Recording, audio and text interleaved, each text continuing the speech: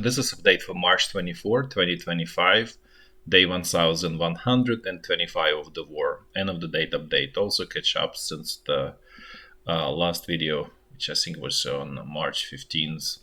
So I'm gonna do first macroeconomic update, and then a little bit of touch on strategic update and military update, and then I'm gonna switch to the situation battlefield in Ukraine.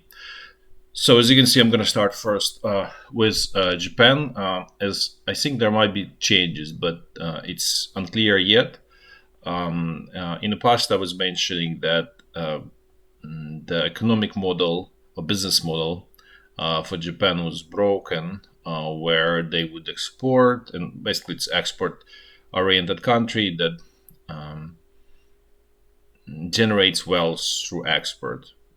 And that situation seemed to be broken.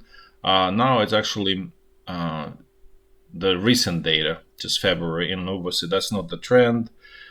Could be totally one-off, but there is sort of light of hope for Japan, and it shows a very strong export and actually declining import, which is exactly what you want. There's a similar picture to what China is showing, which is typical for export-oriented countries.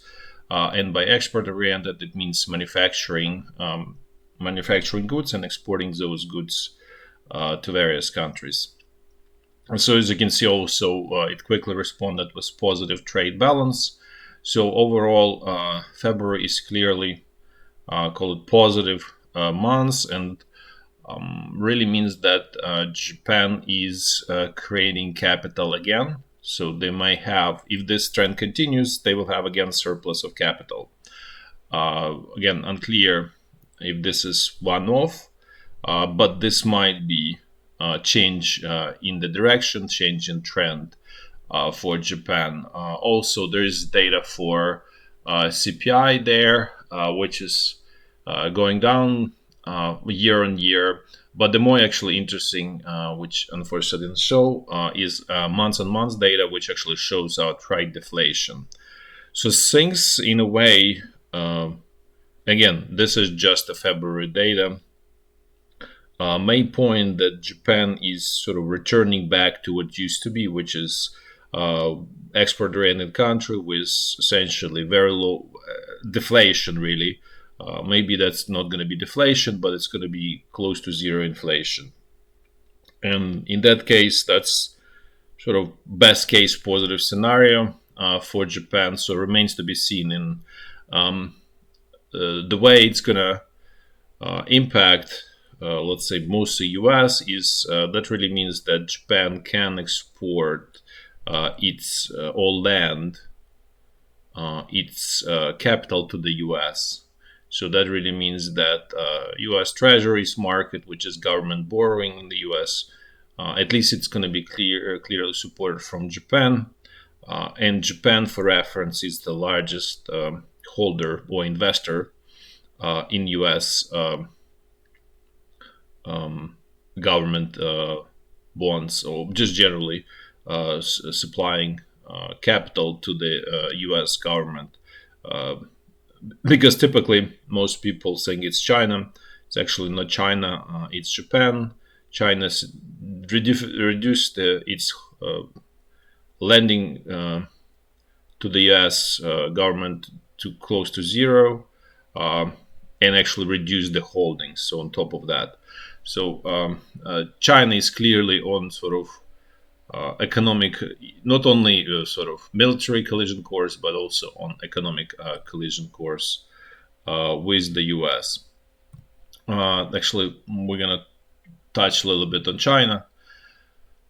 So just kind of general updates. The situation more or less the same, with actually some signs of improvement. So first of all, real estate prices continuing decline, although the decline slows down, but not really meaningful, as you can see, negative 4.8%. However, the rest of it is actually showing sort of some signs of, call it, life. So, for example, fixed asset investment It jumped significantly, although industrial production didn't quite jump significantly, but still pretty high. Retail sales up. At the same time, so the picture is kind of not sort of uniform. It's You can see also jump in unemployment, which also implies, let's say, restructuring in the economy. And my guess would be that restructuring is happening from the service sector, which is, for example, real estate is one of the key parts of it, to more probably manufacturing, except manufacturing is not able to pick up the slack that's created by the service sector, and so you can see increase in unemployment. But generally, I would say that China is managing difficult financial situation, because it's really just a housing bubble and finance bubble that's in China. So far, they managed to have, I would call it, controlled demolition of that bubble. Now let's move to US. There's nothing, sort of no new trends, no changes. Essentially, the job market remains sort of the same. There are layoffs, and it's really hard to find a job. And so the unemployment slowly rising. This recent, at least, layoff announcement or actual layoffs, it's actually unclear, because some of them were blocked by the judges in the US. So they're supposed to increase, obviously, unemployment, but it did not so far translate in a meaningful spike in unemployment. That's really affecting sort of on a national level. So far, this restructuring or shrinking of government employment did not truly affect general labor market in the US. And then another data point that I want to mention is manufacturing for February, and I'm showing only months on months, because it shows really huge jump in manufacturing in US. Again, unclear if this is just one-off and things going to go back to sort of usual. As you can see, 0.1, which is essentially nothing, just statistical error, versus 0.9. It's a huge jump. It's a huge number. So it remains to be seen if there is really turnaround in the manufacturing in the US, but this might be a sign of that. And then in terms of that is flat, remains flat since I think like early January, because there's no increase in a debt limit. So things remain sort of frozen for now in terms of that in the US. And then another point that I forgot to mention is the situation with the US Central Bank.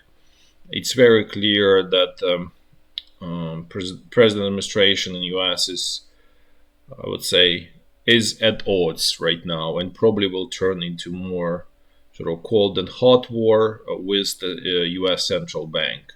The president wants interest rates down, at least the short-term ones. And central bank is not ready to do that. And I would say that if they were to do it, it's most likely will produce another spike in inflation, which obviously president administration does not believe in that, and they believe that this somehow will increase wealth, which is obviously not true, because the most important parts are the most important sort of, how to say, parts of wealth in the US is home ownership. And if interest rates are going to go down, the home prices will resume their slide up. So they're going to resume increase in prices, which will make it even more unaffordable for the most of the population, and they are already at a very high level. Effectively, significant portion of U.S. population cannot afford to buy a home at this moment. So this is only gonna make it worse. And the whole point is that opportunity to generate wealth by decreasing interest rates is gone, and it's over. But I think the presidential administration essentially thinking, they're looking back at what used to be since essentially what was going on since essentially like 1982 in the US, where the decreasing interest rates were generating a lot of wealth, including a lot of wealth for ordinary people, and they still think that they can also play that game, but that game is over. For better or for worse, I would say for better, because it actually was destroying a country from within, and so that game is over, and there's no very clear economic plan how to turn things around. At least there's no articulated plan. And I want to touch base on, for example, crude oil production. So that's not growing, and it's unlikely to grow. So the prices, unless there is obviously global recession, depression, prices don't look like they're gonna go down. At least the internal U.S. oil extraction is not gonna help towards that. So it got to the point that actually it seems that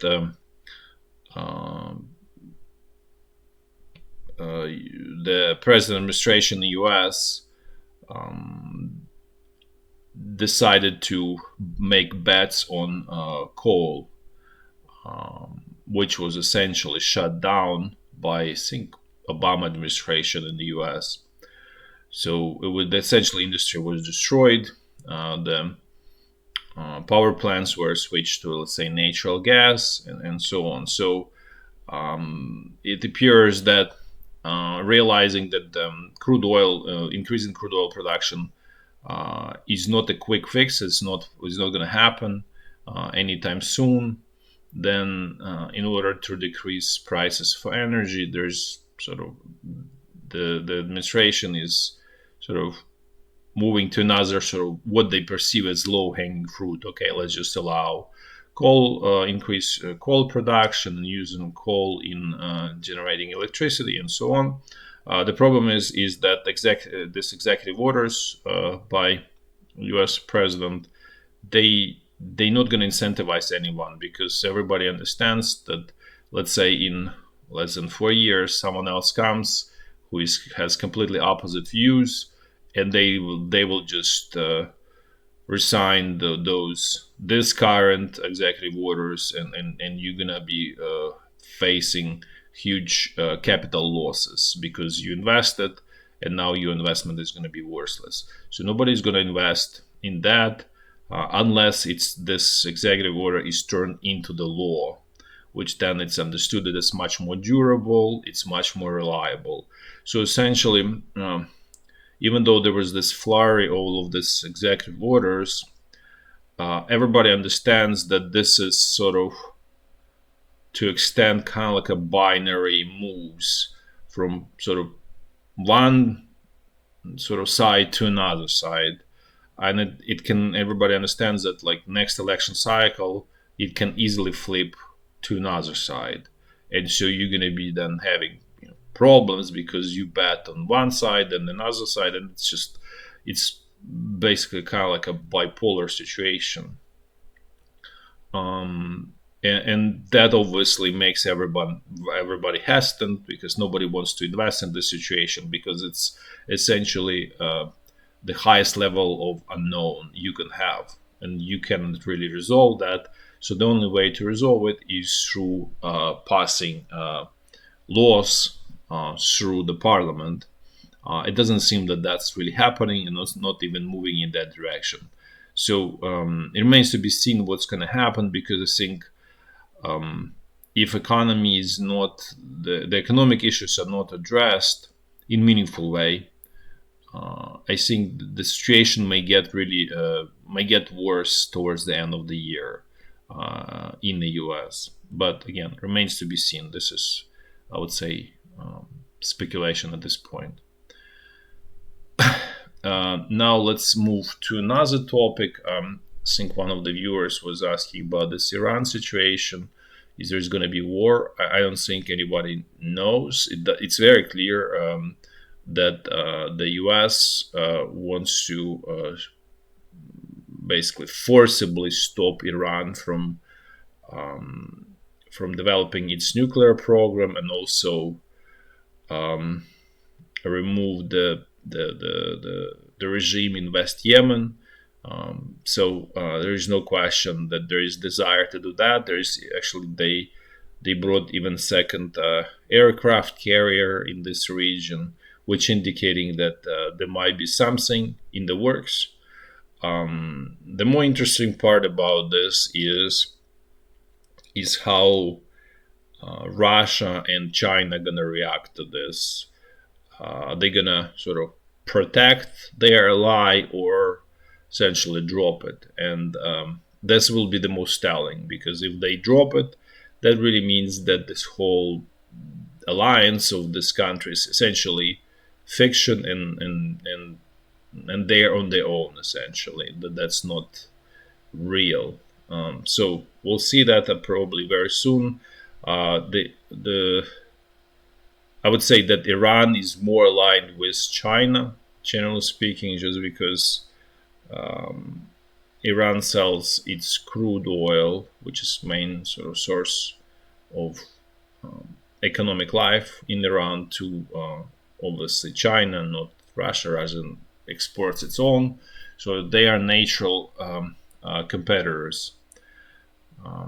So again, that the most interesting part will be if China is willing to sort of protect Iran from the U.S. attack. And again, this also most dangerous situation, because it's collision of interest of two opposing countries. And it's not the case of Russia, where Russia is trying now, it seems to be to negotiate with the U.S.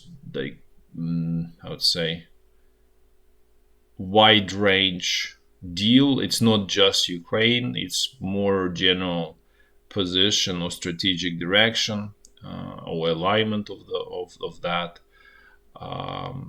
Versus, it's very clear China is on a collision course with the U.S. economically, first of all, and this is another area of tension between the two countries, essentially.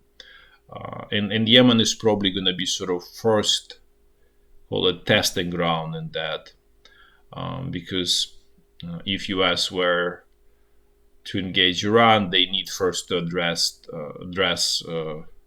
Yemen as a first step, and then switch to Iran. So, and with Yemen, without soldiers, U.S. soldiers in Yemen, it's very unlikely that it's possible to make any meaningful changes there. Let's put it this way, unless you have sort of soldiers from Saudi Arabia, which I know may be possible. It's basically you need boots on the ground. Otherwise, it just the strikes may last. They may have some devastating effects, and they look impressive on the TV, on the media. But in the end, they will not remove or change the sort of political situation in Yemen. So it remains to be seen. I think decision will be made soon based on these leaks from this Signal app that were published. So I think it will be very, I would say, decisive moment that will force, let's say, many actors to sort of to show their true position. And it's possible that this negotiation between Russia and the US in Saudi Arabia are focused. One of the main focus is not just Ukraine, but really Russia's position with respect to Iran and then obviously China. And it seems that Russian delegation was happy, and there are rumors that they are demanding essentially 5 regions, that Ukraine cede 5 regions of Ukraine to Russia, which means Lugansk, Donbass, Kherson, Zaporizhzhia, and Crimea. So, as a part of, call it in quotes, deal, which I wouldn't call it a deal, it's for Ukraine, it's very clear a disaster. But to be able to demand things like that, that really means that Russia has to distance itself from China, because then US is obviously demanding equally significant concession, and the only concession US really needs from Russia is for Russia to distance itself from China, which then unlocks its ability to first address Yemen, then move to Iran, and eventually put China in very difficult strategic situation. Once Yemen and Iran are addressed, there's essentially not much support that China can lean on, and essentially China will be strategically blocked at that point. Which probably might be strategic goal is to it's very clear US does not want to go into war with China, and the most efficient way from, if you don't want to go to war and address it in a forcible manner, the best way is to strategically block China and let it sort of be sort of in its sort of boundaries, in its territory, containerize it essentially.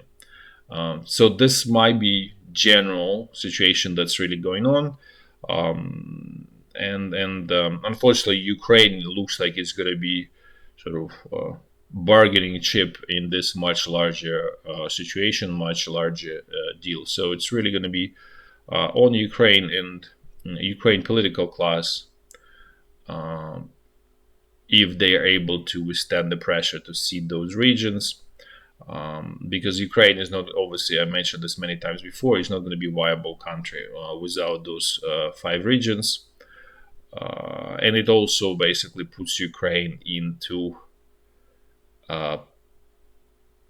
political turmoil, potentially civil war, and what I called 1917 moment.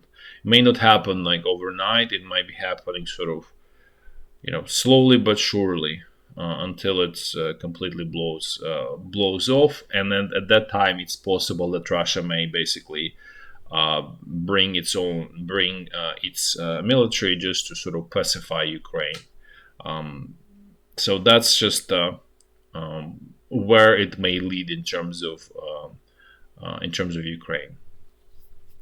Now let's switch to situation on the battlefield in Ukraine.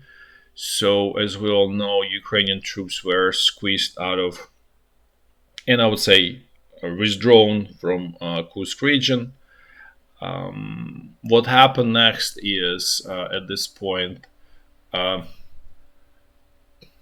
Ukrainian forces now trying to attack or capture Russian territory in Belgorod region, which is in literally incursion into like 2 villages that are, based on available information, or at least in Russian sources, that are in hands of Ukrainian forces. They are on the border with Kursk region. So it seems like this whole adventure is to distract Russian troops that for whatever reason Ukrainian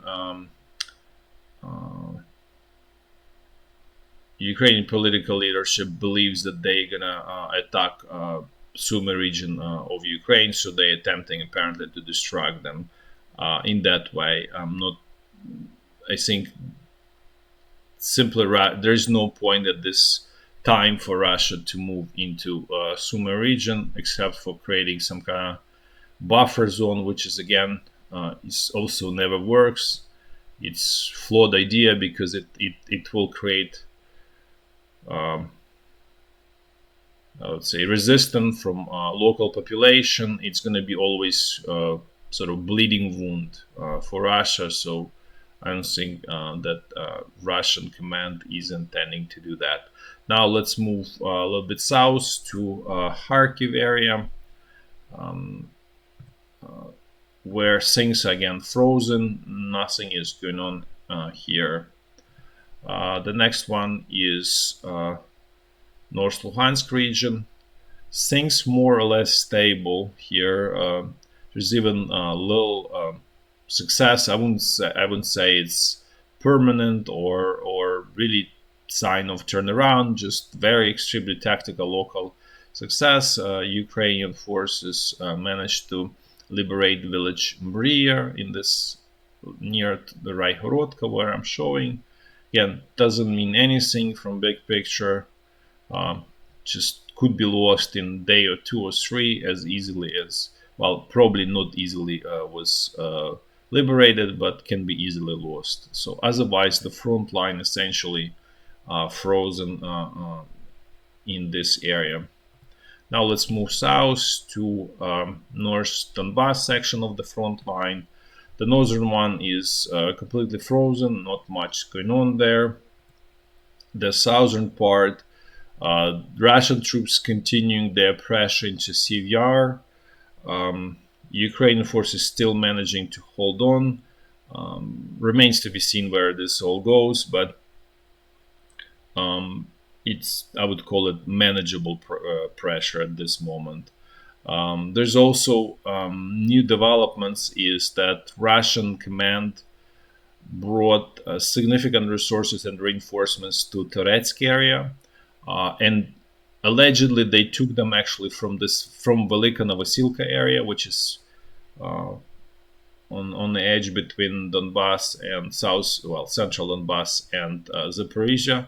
So they pulled resources from there where the attacks essentially subsided there, and they brought them resources here, and they putting strong pressure here. Remains to be seen if Ukrainian defenses hold or there will be slow but sure squeeze of Ukrainian forces from this area. It's also this use of resources also tells that Russian command, Russian military does not have spare resources, so it's essentially one group that's being sort of basically attack spear or whatever you call it, that's essentially being used in one location or another based on the choice of Russian command, what they believe is important. Obviously that comes from political talk, but essentially for whatever reason there's a change in Russian command, and they decided that pushing in this area of Toretsk for whatever reason is important for them right now. Now let's move to central Donbass front line, where essentially front line is more or less stable. No huge differences, and I would say it's solidly stable around Pokrovsk, which again I mentioned this many times before, but I attributed to this new commander, General Dripati. The situation northwest of Velyka Novosilka is less sort of, I would say, guaranteed or stable. It's a little bit more difficult, but what's helping there now is that Russian command pulled resources from this area, so that really reduced pressure significantly in that area. So this is just a quick look from past videos. You can see the front line essentially did not change since then. And the same situation around this Velyka Novosilka. So that's the sort of the most recent situation. No major advances since March 15 by Russian troops here. And this was the sort of big picture as of February 28th, which essentially hasn't changed much with the exception of this village, Dnipro area. Now let's move to the next one, which is Zaporizhzhia front line. Since here more or less quiet, not really much going on here. And let's finish with the last one, which is the Dnipro River. Things here, I would say quiet. There's probing actions actually by Russian troops. They're attempting to establish bridgehead. It doesn't even get to bridgehead. It's just they're using these boats to probe Ukrainian forces, and usually those attempts end in disastrous results for Russian side. That's all for today. Thanks for watching. Till next time. Bye bye.